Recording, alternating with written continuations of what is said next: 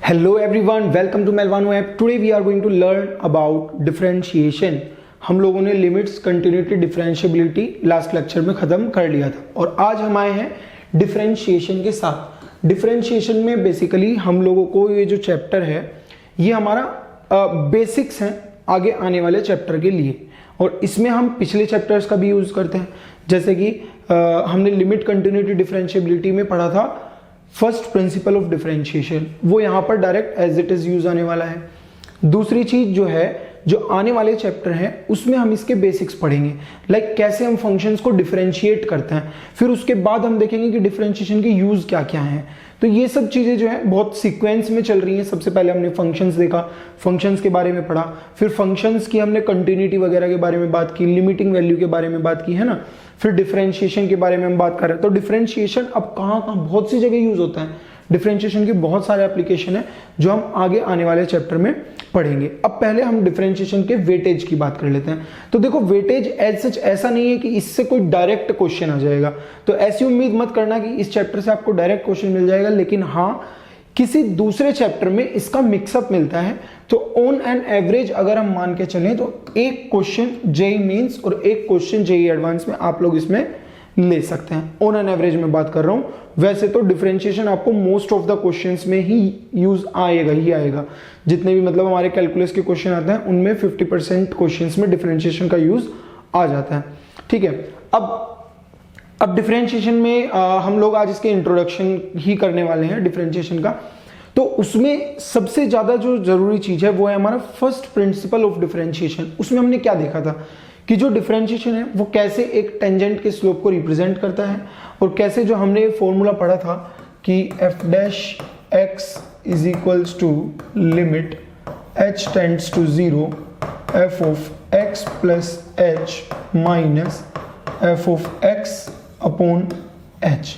तो ये जो फॉर्मूला हमने देखा था, ये मैंने एक कर्व बनाया था, अगर आपको याद हो तो। जिसको याद नहीं आ रहा है वो जाके लिमिट्स, कंटिन्यूटी एंड डिफरेंशिएबिलिटी में फर्स्ट प्रिंसिपल ऑफ डिफरेंशिएशन के नाम का जो टॉपिक है वो देख सकते हैं। जैसे मान लो ये कर्व है, मैंने यहाँ पर एक कर्व बनाया था, फिर उसके बाद हमने क्या किया था, इस पर एक पॉइंट P ले लिया था, एक पॉइंट Q ले लिया था, है ना।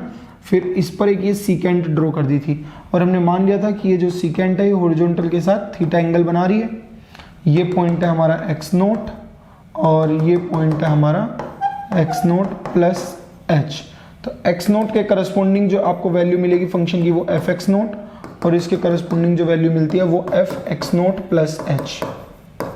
अब हमने क्या किया था कि जैसे जैसे ये h इधर 0 की तरफ टेंड करेगा वैसे ही ये ऐसे टेंजेंट बनने की कोशिश करेगी।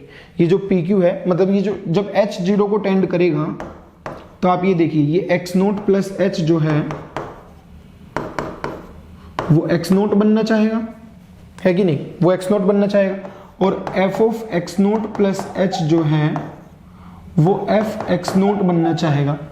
इसका मतलब हम ये बोल सकते हैं कि जो Q पॉइंट है f of x0 plus h comma f of x0 plus h, ये क्या बनना चाहेगा, ये x0 प्लस h तो x0 बनना चाहेगा, और f of x0 plus h क्या बनना चाहेगा, f ऑफ x0 बनना चाहेगा।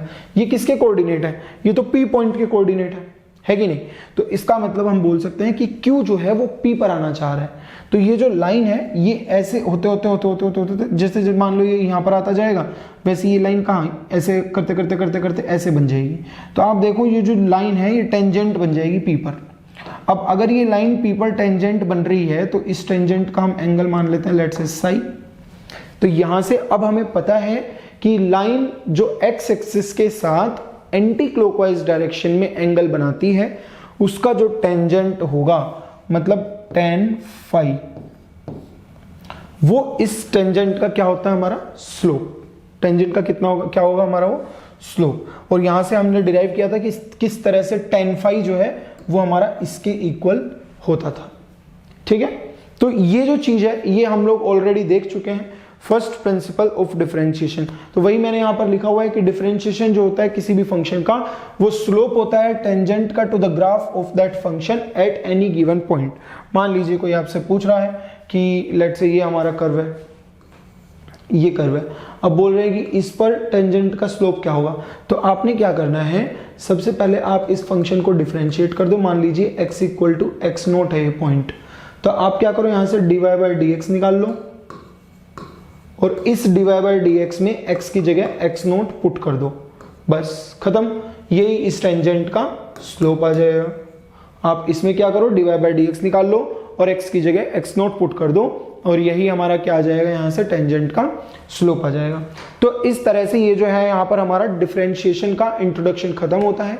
नेक्स्ट जो आने वाला लेक्चर है उसमें हम फर्स्ट प्रिंसिपल ऑफ डिफरेंशिएशन से वापस से देखने वाले हैं और फिर उसके बाद हम लोग डिफरेंशिएशन के डिफरेंट मेथड्स देखेंगे कि अलग अलग तरह के फंक्शंस का डिफरेंशिएशन कैसे देखते हैं।